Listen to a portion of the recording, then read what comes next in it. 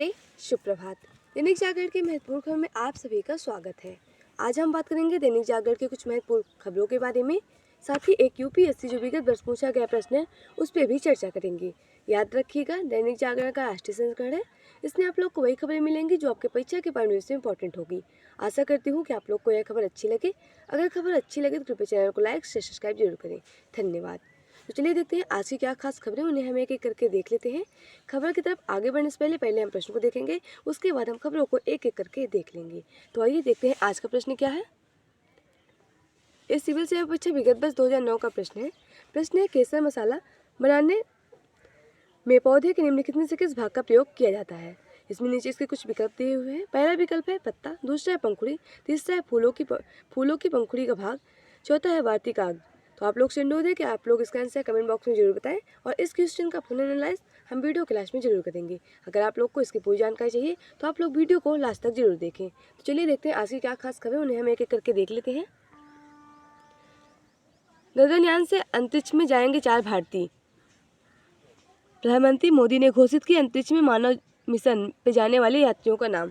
Gaganyaan mission मनुष्य को अंतरिक्ष में भेजने का इसका उद्देश्य है। यह मानव युक्त अंतरिक्ष मिशन होगा। यह 2024-25 के अंदर लॉन्च किया जाएगा। इसे लॉन्च करने वाला जो व्हीकल है LVM 3 से इसे लॉन्च किया जाएगा। इस व्हीकल में क्रायोजेनिक इंजन होगा।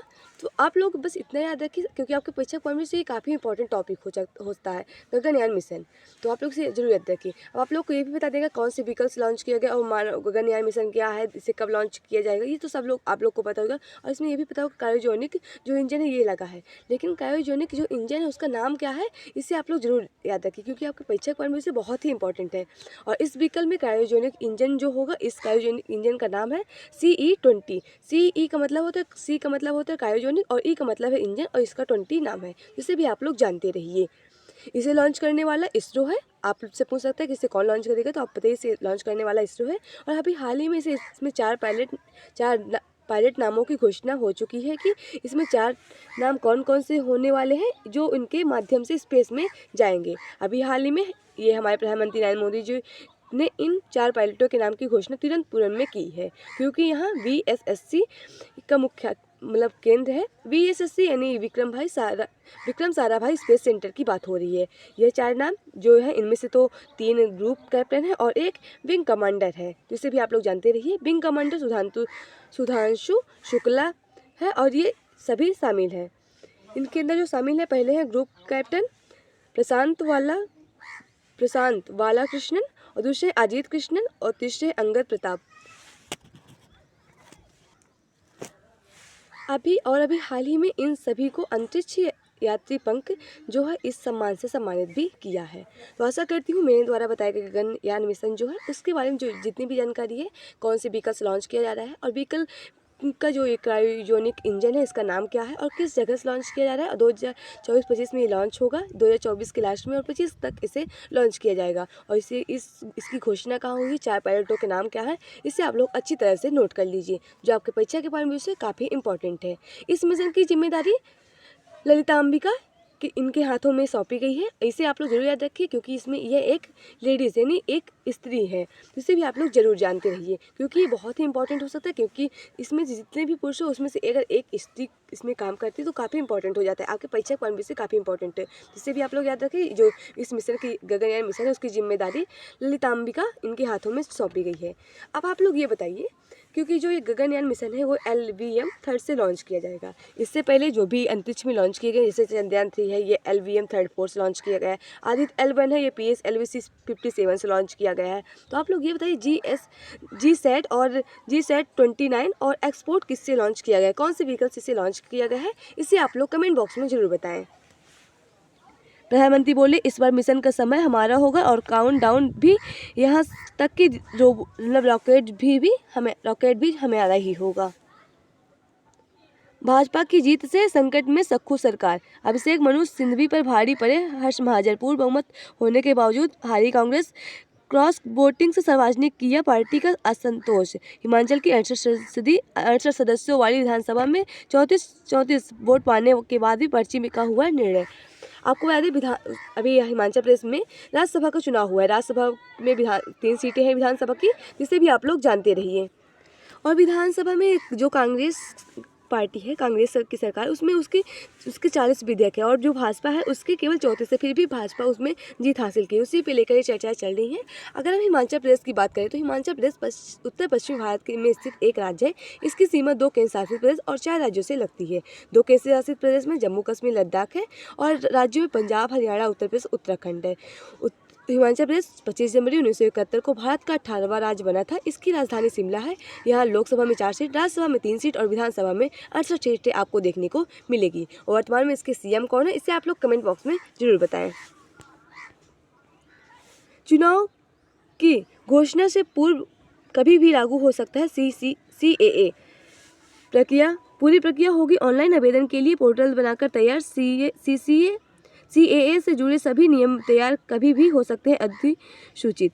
कानून में पाकिस्तान, अफगानिस्तान व बांग्लादेश से 31 दिसंबर 2014 के पहले आने वाले अल्पसंख्यकों को नागरिकता देने का ये प्रावधान किया गया है। CAA का मतलब होता है नागरिकता संशोधन अधिनियम। इसका उद्देश्य अफगानिस्तान, बांग्लादेश या पाकिस्तान के हिंदू, सिख, बौद्ध, जैन, फारसी या ईसाई समुदाय को अधिसूचित किया गया है और 10 जनवरी 2020 को लागू हुआ था। इस कानून का पूरे देश में व्यापक विरोध भी हुआ था, क्योंकि इसमें जो मुस्लिम समुदाय है, मुस्लिम जाति है, उसे शामिल नहीं किया गया था। इसी पे लेकर काफ़ी चर्चा में भी ये हो रहा है।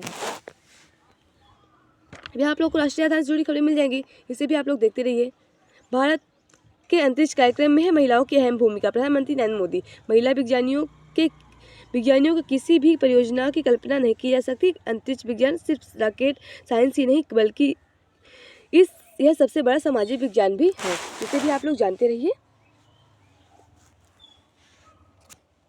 अब आप लोग को पता ही होगा कि जो भी गगनयान मिशन भेजा गया है उसी में एक जो जिम्मेदारी दी गई हो ललितांबिका का भी दिया गया, इसमें महिलाओं की अहम भूमिका निभाई जा रही है। देख रहे हैं कि पूरे इतने बड़े मिशन का वो उसकी जिम्मेदारी ली हुई है।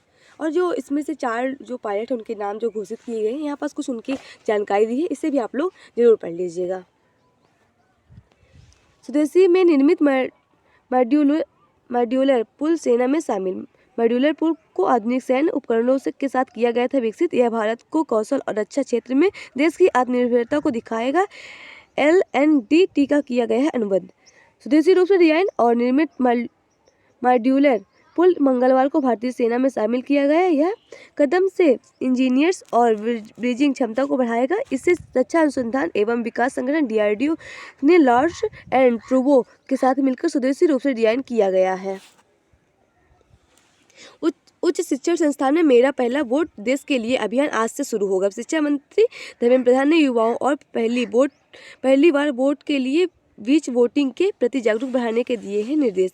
लोकसभा चुनाव से पहले युवाओं और पहली बार में मतदाताओं को मतदान प्रक्रिया रुझान बढ़ाने के लिए चुनाव आयोग के साथ ही शिक्षा मंत्रालय ने भी एक बड़ी पहल की है। देश भर के सभी उच्च शिक्षा संस्थानों में छात्रों के बीच मतदान को लेकर जागरूकता बढ़ाने के लिए 28 फरवरी से 6 मार्च के बीच मेरा पहला वोट देश के लिए नाम से एक अभियान चलाने का निर्देश दिया गया है। अब देख रहे हैं कि जो आने वाले लोकसभा का चुनाव है उसमें युवाओं को और ज़्यादा जागरूक करने के लिए यह प्रक्रिया शुरू की है और ये जो योजना शुरू की है, जो ये अभियान शुरू किया गया है, ये शिक्षा मंत्रालय के द्वारा शुरू किया गया है। तो इसे भी आप लोग जानते रहिए, क्योंकि आपके परीक्षा में कभी भी कॉम्पिटिटिव एग्जाम के जो ऑप्शनल का पेपर होता है उसमें भी कभी भी से घुमा फिरा के पूछ सकते हैं। इसे भी आप लोग जानते रहिए। रक्षा संबंध मजबूत बनाएंगे थाईलैंड और भारत और थाईलैंड के बीच रक्षा क्षेत्र में सहयोग के बड़े एजेंडे पर काम हो रहा है। दोनों देशों के बीच वैसे तो 2014 के बाद ही सैन्य सहयोग में लगातार विस्तार हो रहा है, लेकिन अब रक्षा के रिश्तों को भी नया मुकाम देने पर सहमति बनाई गई है। भारत थाईलैंड संयुक्त आयोग की बैठक संपन्न। म्यांमार की आंतरिक स्थिति की भी इस पर चर्चा की गई है। अभी आप लोग को राजनीति से जुड़ी खबरें मिल जाएंगी। अब देख रहे हैं जो चुनाव हुए थे तो उसी पे लेकर चर्चाएं चल रही है। लोकसभा का आने वाला चुनाव उसी पे कौन सी जगह से कितने प्रत्याशी लड़ेंगे और किस पार्टी कौन सी प्रत्याशी लड़ेंगे, उसी पे लेकर चर्चाएं चल रही हैं। उसी पे खूब आरोप प्रत्यारोप एक दूसरे पे खूब लग रहे हैं, तो उसे भी आप लोग देखते रहिए। और हम लोग जो सीरीज शुरू किए थे उसके बारे में अगर हम लोग बात कर लें तो हम लोग देख रहे थे कि जो जितनी भी कंट्री है, पूरे वर्ल्ड की कंट्री, उनके हम कैपिटल्स और करेंसी के बारे में चर्चा कर रहे थे। तो उसी सीरीज को आज हम आगे बढ़ाते हुए चलिए हम बात करते हैं। सबसे पहले बात करेंगे मॉन्टेनेग्रो, यानी जिसकी राजधानी पोडगोरिका है, इसकी मुद्रा यूरो है। माल्टा बेल्टा इसकी मुद्रा कंट्री है और कैपिटल है और इसकी मुद्रा यूरो है। मैसेडोनिया इसकी जो कैपिटल है यो स्कोजिवे है, स्कोपजे है, और इसकी जो मुद्रा है ये दिनार है। अब आप लोग इसमें कन्फ्यूज मत होइएगा, क्योंकि दिनार और दिनार ये इसमें काफ़ी डिफरेंस है, जिससे आप लोग को दिमाग में कन्फ्यूजन हो, इसीलिए आप लोग इसे याद रखिए कि जो मैसेडोनिया है इसकी जो करेंसी है ये दिनार है, ना कि दिनार है, तो इसे भी आप लोग जानते रहिए। माल्डोवा इसकी जो राजधानी है चिस्नाउ है, इसकी जो मुद्रा है ल्यू है, और जो मोनाको है इसकी जो मुद्रा है इसकी जो राजधानी है मोनाको ही है। इसमें आप लोग कन्फ्यूज मत होइएगा, जो कैपिटल्स है और जो करेंसी जो कंट्री और कैपिटल दोनों एक ही चीज़ है। मोनाको कंट्री है और जो इसकी कैपिटल है वो मोनाको है, और इसकी जो करेंसी है यूरो है। यूक्रेन की राजधानी कीव है, इसकी जो मुद्रा है रिविनिया है, और यूनाइटेड किंगडम यानी यूके की राजधानी लंदन है, इसकी जो मुद्रा है पाउंड है। यूनान जिसे आप लोग ग्रीस भी कहते हैं, पुराने पहले से ग्रीस कहा जाता था, इसकी राजधानी एथेंस है, इसकी जो मुद्रा है ये यूरो है। और रूस इसको जो राजधानी मास्को है, देख रहे हैं कि रूस और यूक्रेन का जो विवाद चल रहा है उसे भी आप लोग जानते रहिए। रूस जो इसकी राजधानी मास्को है और इसकी जो मुद्रा है रूबल है। और रोमानिया इसकी राजधानी बुखार पेस्ट है, और इसकी जो मुद्रा है ये रोमानियन ल्यू है, तो इसे भी आप लोग जानते रहिए। आशा करती हूँ कि मेरे द्वारा जो बताई कंट्री है, करेंसी है और कैपिटल्स है, इसे आप लोग अच्छी तरह से याद कर रहे होंगे। तो चलिए बढ़ते हैं आज की आगे क्या खास खबरें, उन्हें हम एक एक करके देख लेते हैं। यह आप लोग का संपादकीय पत्र है। आप लोग के लिए प्रीलिम्स, मेंस, इंटरव्यू अन्य प्रतियोगी परीक्षा से जुड़ी खबरें मिलेंगी, जिसे आप लोग जरूर पढ़िए, जो आपके परीक्षा पॉइंट से काफ़ी इंपॉर्टेंट हो जाता है। क्योंकि अगर आप लोग किसी सिविल सर्विस या मेंस की तैयारी कर रहे हैं, तो उसके लिए अगर आप लोग आंसर राइटिंग की तैयारी कर रहे हैं, उसके लिए इसमें कुछ महत्वपूर्ण आर्टिकल दिए जो आपके परीक्षा पॉइंट से काफ़ी इंपॉर्टेंट है। इसमें से कुछ जो आपके परीक्षा का सिलेबस होता है उसमें से अलग अलग टॉपिक पर कुछ न कुछ आर्टिकल दिए होते हैं, जिसे आप लोग जरूर पढ़िए, जो आपके परीक्षा पॉइंट से काफ़ी इंपॉर्टेंट हो जाता है। खाद्यान्न को सहेजने की सार्थक पहल। प्रधानमंत्री नरेंद्र मोदी ने विश्व की सबसे बड़ी खाद्यान्न भंडारण योजना शुरू की। इसके तहत प्राथमिक कृषि ऋण समिति यानी पैक्स में अनाज भंडारण केंद्र बनाए जाएंगे। 5 साल में 700 लाख मीट्रिक टन अनाज भंडारण क्षमता विकसित की जानी। सरकार ने 7% खाद्यान्न भंडारण क्षमता हासिल करने का लक्ष्य रखा है। अभी देश में उत्पादित अन्न के सिर्फ 47% भंडारण किया जा सकता है। खाद्य सुरक्षा के साथ अर्थव्यवस्था की गति देने के लिए अनाज भंडारण की मजबूत व्यवस्था जरूरी है। आपको बता दें, अभी हाल ही में प्रधानमंत्री नरेंद्र मोदी दुनिया की सबसे बड़ी अनाज भंडारण योजना अभी हाल ही में भारत में स्टार्ट हुई है।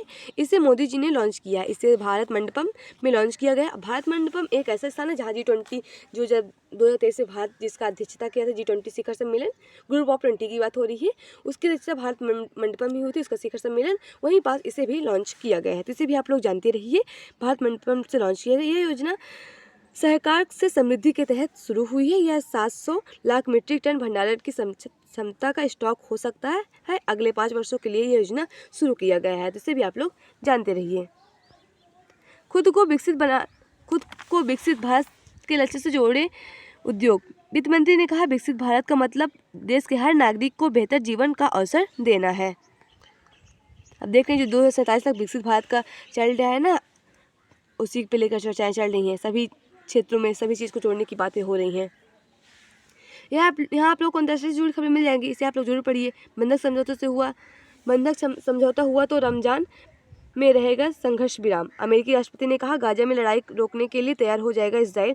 हमास ने कहा, मांगों को लेकर कोई हम नहीं बरतेंगे नरमी। अब देख रहे हैं हमास और इजराइल का जो संघर्ष चल रहा है उसी पर चर्चाएं चल रही हैं।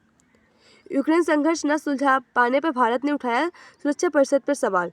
यूएन में भारतीय प्रतिनिधि ने कहा, यह परिषद पे निष्प्रभावी होने का संकेत है, यानी इसे आप हटाने का विफल होने का परिणाम दिखाई दे रहा है, संकेत दिखाई दे रहे हैं। सुरक्षा परिषद पुराने ढांचे में सुधार कर बहुपक्ष की जरूरत बताया।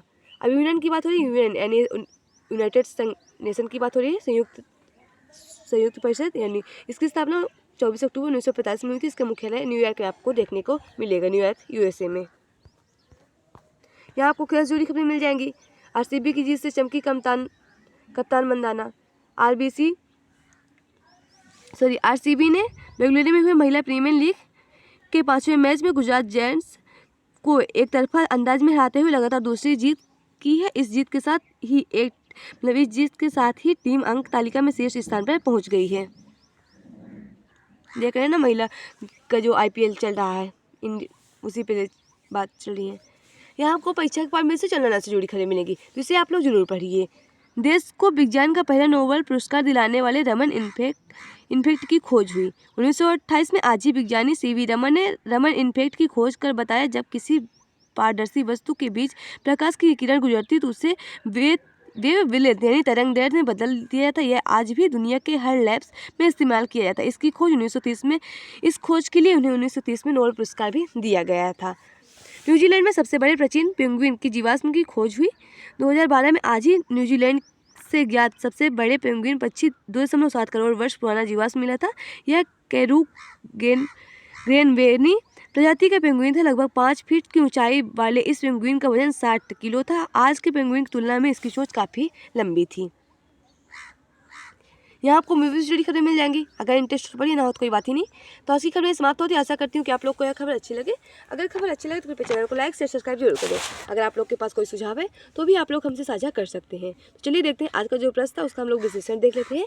आज का प्रश्न था, केसर मसाला बनाने में पौधे के निम्नलिखित में किस भाग का प्रयोग किया जाता है। इसका सही जवाब होगा ऑप्शन डी यानी वर्तिकाग्र। चलिए इसका हम लोग विश्लेषण देख लेते हैं। केसर विश्व के सबसे महंगे मसालों में से एक है। यह केसर क्रोकस फूल के वर्तिकाग्र यानी फूल के धागे जैसे भाग से बनाया जाता है। यह स्वास्थ्य, सौंदर्य प्रसाधन और औषधि प्रयोजनों के लिए उपयोग किया जाता है। यह पारंपरिक कश्मीरी व्यंजनों के साथ जुड़ा हुआ है और क्षेत्र की समृद्ध संस्कृति विरासत का प्रतिनिधित्व करता है। अतः विकल्प डी सही जवाब है। तो ऐसी खबरें समाप्त होती है। आशा करती हूँ कि आप लोग को यह खबर अच्छी लगे। धन्यवाद।